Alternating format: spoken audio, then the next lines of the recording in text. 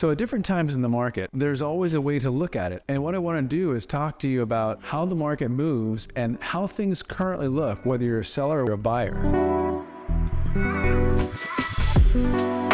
It's really interesting because whenever I talk to somebody at different walks of life and different people who do different things, many times people will talk about how they don't have vision, they can't see doing that, or different things that they can never do. In reality, when you're selling a home or buying a home, you're going to have vision of some kind. If you're buying a home, you're looking at the home and you're envisioning yourself living in the home. If you're selling a home, you're envisioning yourself either making money, losing money, breaking even, or having a financial change. You're having a vision, maybe moving from that home into another home. There's always a vision. So I feel that it's very important that when you walk through a home or when you're selling a home, you envision how things are going to end, how things are going to happen, how is life going to be affected by your decision. Currently, in this current market, if you're a seller, you're in a position where we have low inventory. And so we're in a position where we're having the multiple offers again, and having those multiple offers many times mean that you're going to have over asking, and over asking simply means that it's going to be more money to you. Or if for some reason and somehow you put money into the house and you're not getting as much money out of the house as you'd like to, it'll be less of an effect in the negative for you. Many times in Silicon Valley, that's not really how it works. However, you always want to take a look and pay attention to that. If you're a buyer, you have to have vision as to how is this house going to impact you and your current family or future family. How is it going to affect you in your life now and your life moving forward? It's many times just like walking through a home. When you're walking through a home, you're going to see different things. That home may be completely redone or not redone at all. If you were to walk to this house 2 weeks ago, you wouldn't have seen these cabinets.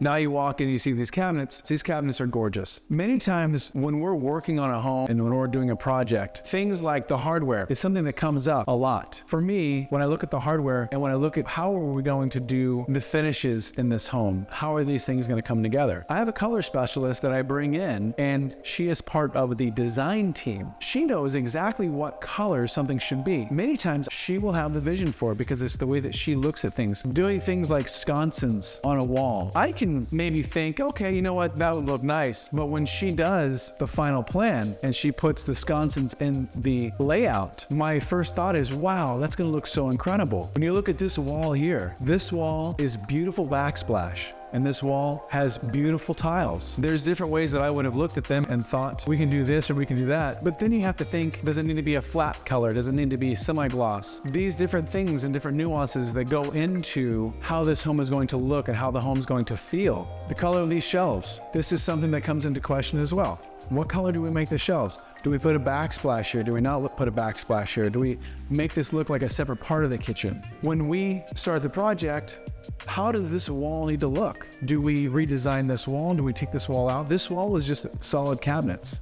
How can we make this wall work and be more functional than it was before? And in this instance, we came up with the idea of a coffee nook. It's a brilliant idea. And then when you have the layout and the plan of where do we put the microwave? Well, I don't ever want somebody to have to take up counter space when we're redoing a kitchen for a microwave. That's the worst thing I could possibly think of for myself. I use the microwave here and there, cook a lot. The microwave gets used. That's my biggest guilt with the microwave. But I couldn't imagine having a beautiful new kitchen and not having a space for the microwave. All of these are debates, conversations, and things that we talk about inside the team because we want to make sure that every part of the home that's touched is going to bring value back to the seller. We always want to be focused on that and make sure, without getting on too much of a rant, which I tend to do. When you have a vision as a home owner, as a home buyer, or as a home seller, how does that vision look? What is it that's going to work for you and for your family? In the current scenario of the economy that we're working with, we have higher interest rates. Higher interest rates can be an absolute killer, and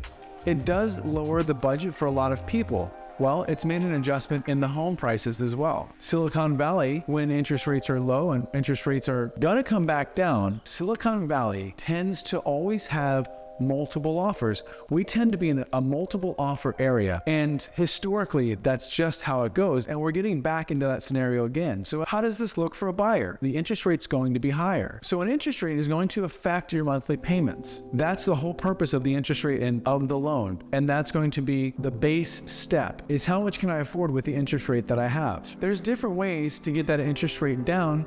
Many times people are not looking at buying the interest rate down because interest rates are going to come back down. And so when interest rates come back down, you do a refinance. There are mortgage brokers that will help you buy a home now and then do a free refinance later on. I've mentioned them before. I can always give you their information. I'm happy to make sure the programs are still going on with them before I give you their information. Purchase the home now and then refinance later on. That is certainly a way to do it as a buyer. And if you're looking to try and sell for top dollar, that usually to me says that you're not serious about selling. When a seller is serious about selling, they make a decision that it's time to sell. When somebody is trying to figure out if it's the right time to sell based on the amount of money they're going to make, it usually is a flag saying that that seller is not a sincere seller. They're not ready. And we can all be sincere about things, but it's a matter of not being ready all the time. When somebody's ready to sell, they have a good idea where things are going to land, and anything on top of that or below that is just going to be around where they plan to land. We always want to make sure that the buyer and the seller can come together. For a buyer, the position right now is to purchase the home while there's not a huge line of people. In Silicon Valley, we tend to have huge lines of people who are waiting to purchase a home, multiple offers at a time. Many times,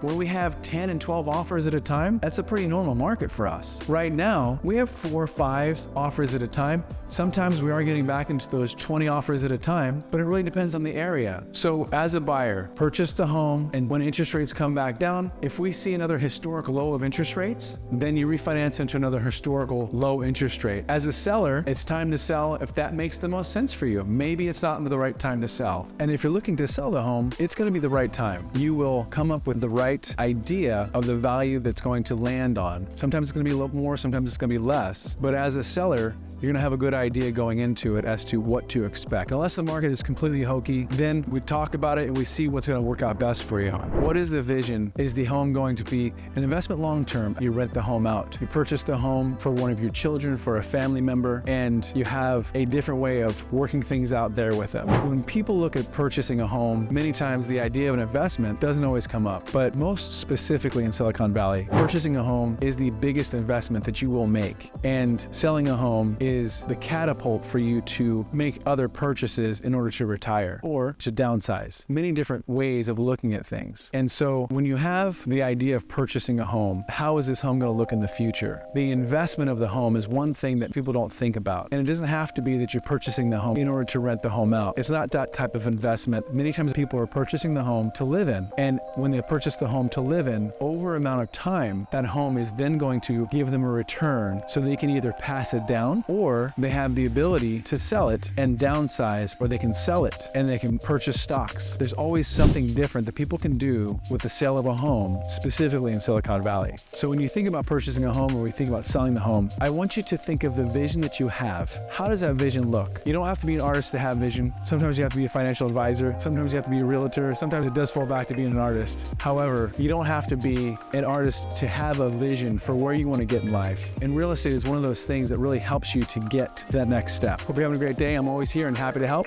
Talk to you soon.